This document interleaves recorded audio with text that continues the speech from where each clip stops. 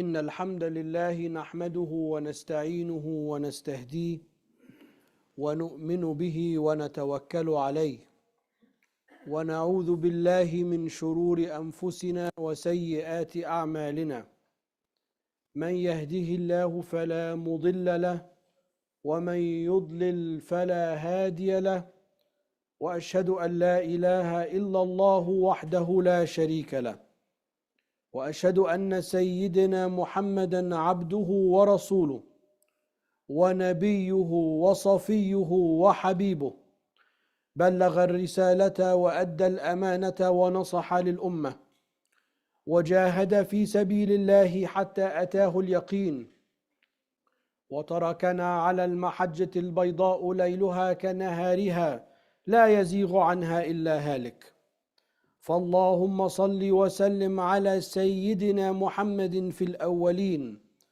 وصل وسلم على سيدنا محمد في الآخرين وصل وسلم على سيدنا محمد في الملأ الأعلى إلى يوم الدين وصل وسلم على سيدنا محمد في كل وقت وحين وعلى آله الأطهار وعلى أصحابه الأخيار وعلى أتباعه الأبرار إلى يوم الدين يا أيها الذين آمنوا اتقوا الله حق تقاته ولا تموتن إلا وأنتم مسلمون يا أيها الناس اتقوا ربكم الذي خلقكم من نفس واحدة وخلق منها زوجها وبث منهما رجالا كثيرا ونساء واتقوا الله الذي تساءلون به والأرحام إن الله كان عليكم رقيبا يا أيها الذين آمنوا اتقوا الله وقولوا قولا سديدا يصلح لكم أعمالكم ويغفر لكم ذنوبكم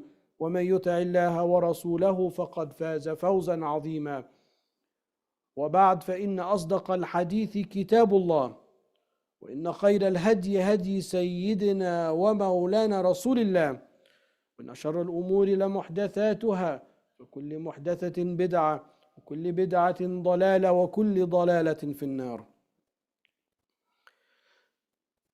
In 1937, a new species was discovered and introduced to the world. It was in 1937 that we learned of the existence of hobbits.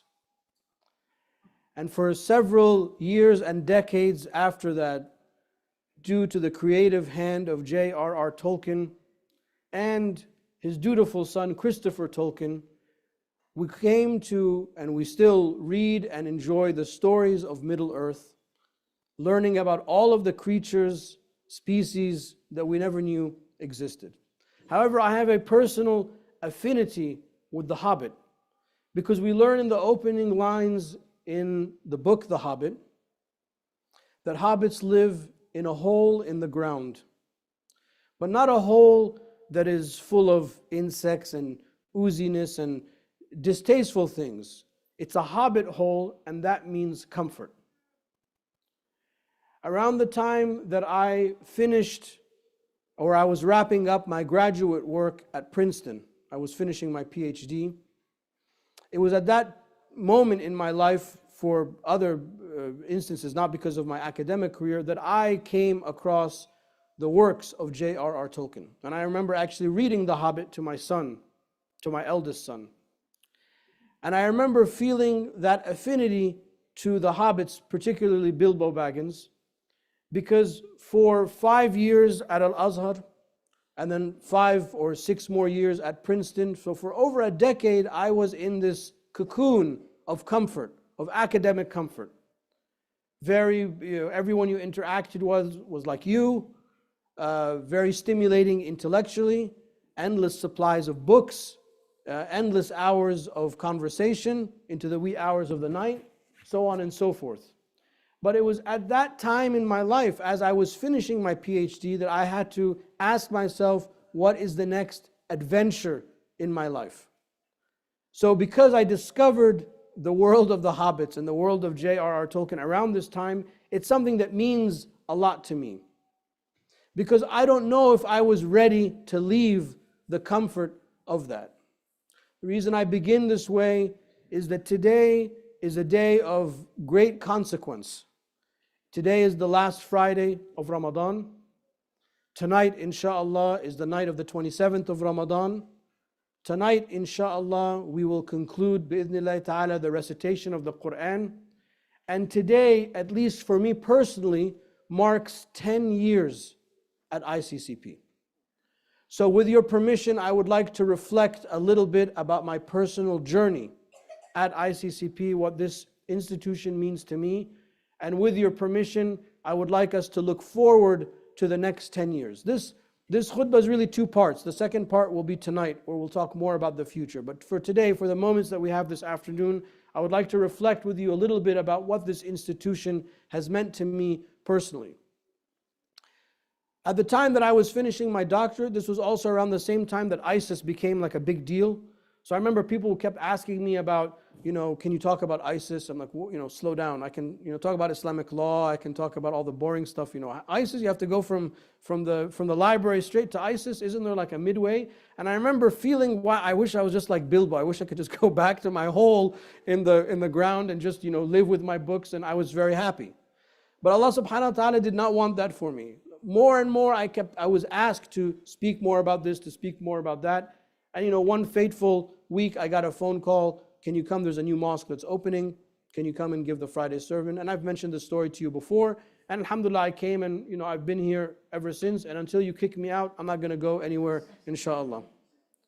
But for me, this has been a journey that I did not plan for, a journey that I did not anticipate, a journey that was full of surprises and continues to be full of surprises. Over the years, ICCP has occupied, maybe you don't realize this, a huge part of my life. Let me give you one small example. Our family planning, our personal, me, my wife, my children, our whole family planning is based on my presence at ICCP in the month of Ramadan. The whole year is based on this month. Before we ask, what are we going to do for this, or when do the kids have this break, or what's the summer look like? The second question we have to ask is, when is Ramadan next year? Plus or minus. Okay, well, we know that I have to be here before then, and I'm going to be here for a little bit after that. The whole schedule of our family runs based on ICCP. And I say this I'm happy to say this. I'm just letting you know that over the years, this place has occupied an enormous part of my personal life. It started off with a Friday khutbah here, a class there. Many of you are new, you don't remember, we used to have family nights on Thursday nights. And then of course Friday was the Friday Jummah, and I think we used to get together Saturday morning instead of Sunday morning. Those were the main activities. It was just a few of us. Sometimes we'd gather around the fireplace in the library, and we thought that this was going to be the extent of ICCP. We had no idea. I don't even know if we knew it was inside the shed at the time. It was just the shed. We had no idea that in 10 years, we would be this. I mean, it took me 10 minutes after I got off River Road. It took me 10 minutes to get to the parking spot. We had no idea that we would have this new center, this new extension being built. And I know that all of you think that this is about the new activity building. This is just a necessary feature on this journey that we're on together called ICCP. The focus is not the building, but the focus is what happens inside the building. So as I was finishing my PhD and as I was wrapping that up and I defended, alhamdulillah, my dissertation, the kids were growing up. This became our new home. This became the source of comfort for us. And it was at that time, maybe 2-3 years into it, that I understood why the Muslims began the Islamic calendar with the migration from Mecca to Medina. And I understood why the first thing that the Prophet ﷺ did when he entered in Medina is he built the mosque of Medina, his mosque, alayhi salatu wasalam. May we all be blessed to visit it and to visit him, inshallah. It was really a change, whereas before they were scattered, they were not organized, they had no place to house them, to keep them safe. But now in Medina it was different. They had a place that they can all call their home. And unlike the majority of the Muslim world today, the masjid for us means very much what it meant at the time of the Prophet ﷺ. Today, if you go to the Muslim majority world, it's full of masajid, they're beautiful, architectural feats, but you don't say that I belong to this mosque. You just pray at the mosque next to your house or in your neighborhood. And then if it's Eid or Friday, maybe you go to a bigger mosque. Or maybe a famous scholar is going to give the khutbah, so you go and you travel to that mosque. But you don't say, I belong to this mosque at all. Here, for us, it's different. This is very much what it was like at the time of the Prophet ﷺ. Everything happened at the mosque. Not only religious instruction happened at the mosque, political delegations and negotiations took place in the mosque. The life cycles, people were born, they did their aqiqah, people died, they were prayed upon and buried, marriage, sometimes divorce, remarriage, all of that took place in the mosque. And that's what this center is for us. I can't begin to explain to you how many happy moments I've had in this mosque personally. How many sad moments I've had in this mosque. How many of the elders that I've gotten to know only to learn one day that they passed away. And how many of them I had to bury myself.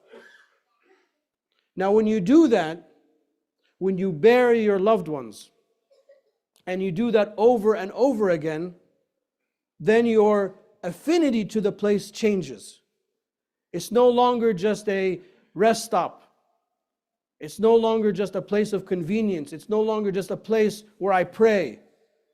But it's a place where I am connected in the deepest way. That the people that I have loved and respected, laughed with, cried with, that I was given the charge of carrying them to that transition from this world into the next. And I don't know about Imam Rifai, I'm sure he can share his own views on that, but for me that's a very personal, intimate thing to be involved with a family at that most intimate level. But that's something that I take seriously, but you have to understand that I'm not like a robot, it has impact on me personally. So with every marriage that I do, and then with every counseling session that I do, with every burial that we have to go through together, it adds more links and ties to this place. This becomes my home. So while I was frightful to leave the comforts of the academy, and maybe for those of you that are not academic, it's hard for you to understand that the academy is very seductive. All of your intellectual needs are taken care of. They pamper you.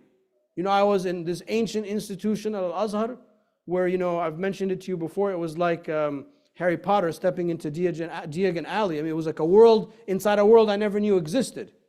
And everything was, all the stories that I've been sharing with you at night, many of them come from that world. It's very seductive. And then you land in Princeton. Now New Jersey, no offense to our New Jersey brothers and sisters, is not known to be the prettiest state in the Union. It has many names that are not appropriate for me to say on Friday in the mimbar. Maybe after Ramadan I can share with you. But Princeton's a slice of heaven. There are worse places to be. So for 10, 11, 12 years, you're in this, I remember one time I was just walking in, just a little anecdote, I was walking into the library in Princeton, Firestone Library, and at the time they had this little display area on the right side.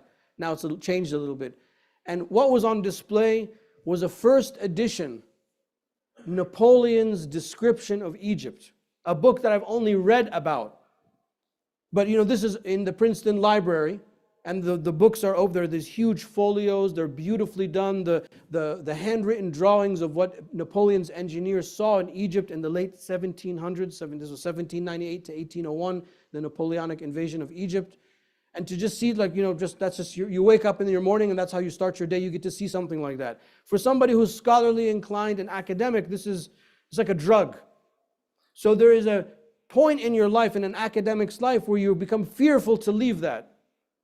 Just like Bilbo was fearful to go off with Gandalf. What is this, treasure with the dragon in the mountain? That sounds pretty nasty stuff. I'm happy right here with my comforts. That's how I felt very much. But then I started to realize that I need this community. Many of you think that you need me, but the truth of the matter is that I need you. You are the fuel of my life.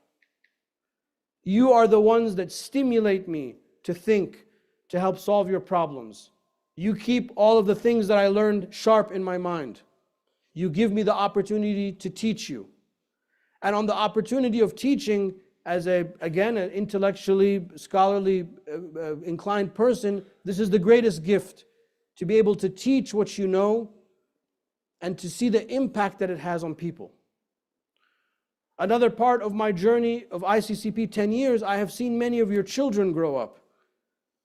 And now I see that they're off to college. Many of them are back. They're in the middle of college, about to go to college.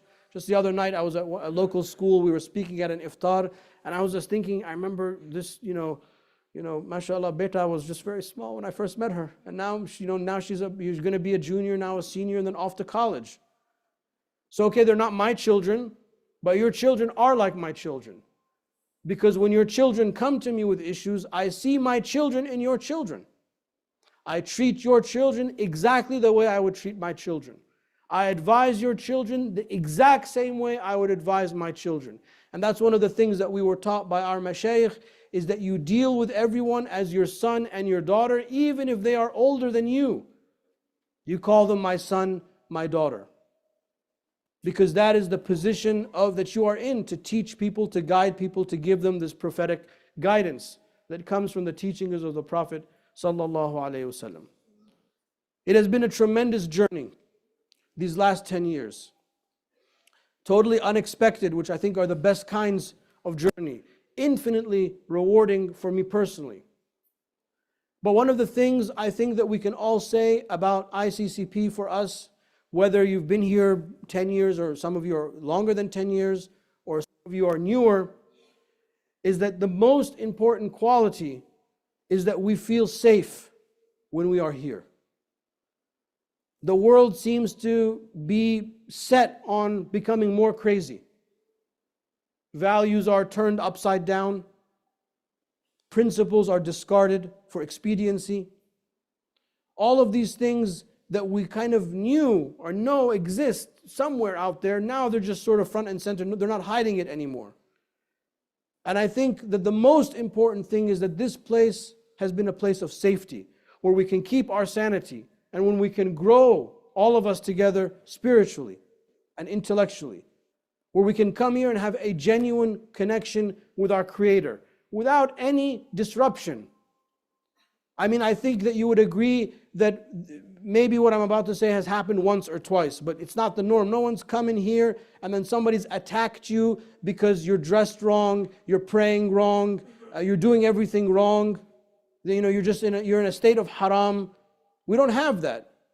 And if somebody were to ask, well, what is my role here? That's my role. My role is to find those people and to ask them to leave. Seriously, I have no problem doing that. Because Allah subhanahu wa ta'ala says, إِنَّمَا الْمَسَاجِدُ لِلَّهِ فَلَا تَدْعُوا مَعَ اللَّهِ أَحَدًا. The mosques belong to Allah subhanahu wa ta'ala. This is a waqf. From the Islamic legal point of view, this is a trust that we have taken ownership of this and given ownership of this to Allah subhanahu wa ta'ala. That's what a waqf is. We are just custodians of this place. And our focus is to help every one of us, myself included, have a genuine, honest connection with Allah subhanahu wa ta'ala. So I hope that all of you can celebrate that aspect of ICCP, that you have come here at difficult times and found your healing, that you have found your own path to Allah subhanahu wa ta'ala by coming and worshiping here with us. But this journey is just beginning. This last 10 years was just a pre-start. We haven't just really started yet, because our plans for the future are larger than, as I said, a simple building and expansion. I mean, the good news is that the building is here and we can't build anymore. So that's the good news. So that's it. What you see is what you get. So we're not going to come back and say, oh, we got a permit to build an extension here. That's it. Because of the rules of the parking and then this and then that. I mean, that's it. This is what you see is what you get. That's good. Alhamdulillah, we don't have to worry about the man with the clipboard and the zoning and all of that, all of that, making dua that he doesn't see the wrong washer, and I don't know, whatever it is that he looks at. As I told you, zoning is where happiness goes to die. So alhamdulillah, we don't have to deal with that anymore. We're out of the woods. Yeah, inshallah. You'll hear the details of, Yasin and Jamal will tell you the details of that tonight. But this is just a reminder of how much we have grown in the last 10 years. Number-wise, how far we have reached online. Now we have an international audience. We have people around the world that tune in. Because I travel a lot, and maybe I'll talk a little bit about that tonight. But when I travel, I'll meet people like, oh yeah, we love your, this program. Or we tuned in last week when you said such and such. Or we're following the class on such and such thing. Now we have an international audience. Whereas when we began, I remember I used to sit under that clock right there, where Tant Soha is sitting. I used to sit where she's sitting so that I could be equidistant to the men and women and no one can say. And I used to sit on the ground. That was it. That's exactly how I started. And then when the camera came, no, you have to come here, and I apologize to the sisters, and then, okay, we can't see you, so you have to get a chair. It was all out of necessity. This growth has been out of necessity. And that's the best kind of growth. It's not growth that we imposed on the community, but it is growth that all of us demanded equally. That we have required the space to expand, the facilities to expand, the services to expand. And we are doing our absolute best to meet all of those needs and to think about the next 10, 20, 50 years. A lot of the way we build the new building, as you will come to hear tonight, is to accommodate at least 50, 60 years into the future of usage. But the building is not what makes the mosque. We are what make the mosque. It is the community, it is the families that make the mosque. It was the presence of the Prophet ﷺ and the Sahaba that made the Masjid of Medina. It's when we add that barakah element that the place becomes sanctified. And I think we will all agree that this is a sanctified place. This is just some mostly unscripted feelings, raw feelings of what this place has meant to me for the last 10 years. And I hope that we can take a moment and celebrate, alhamdulillah, that we have this place and make plans for the next 10, 20, 50 years, inshallah. أقول قولي هذا واستغفر الله لي ولكم فاستغفروه إنه هو الغفور الرحيم.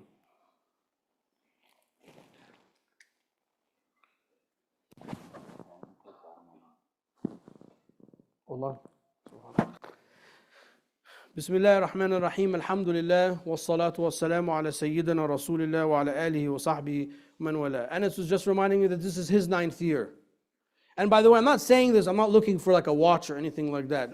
Honestly, this is my honest feelings. If you want to honor anything, please honor the mosque tonight at the fundraiser. Wallahi, I don't need anything, alhamdulillah, I'm fine. I just want you to show up, continually to show up and push us to do better, inshallah. Good news is that Brother Sultan Chaudhry is doing a lot better in the hospital, alhamdulillah. He's still in the hospital, but he's doing a lot better. And we continue to ask Allah subhanahu wa ta'ala for his shifa. Hopefully he can rejoin us for the last few nights. A couple of announcements of people, dua for people. Atika Bakhchi has passed away, so dua for the family and for her passing. May Allah subhanahu wa ta'ala forgive her, inshallah, and give her Firdaus al-A'la bi'idhnillah ta'ala. And then also Sister Marlia has also passed away. So we're asking for rahmah for those who have passed away, who I know about and those who I don't know about. All of those who passed away, we ask Allah subhanahu wa ta'ala for his forgiveness for them. All of those who are sick, we ask for their shifa, inshallah.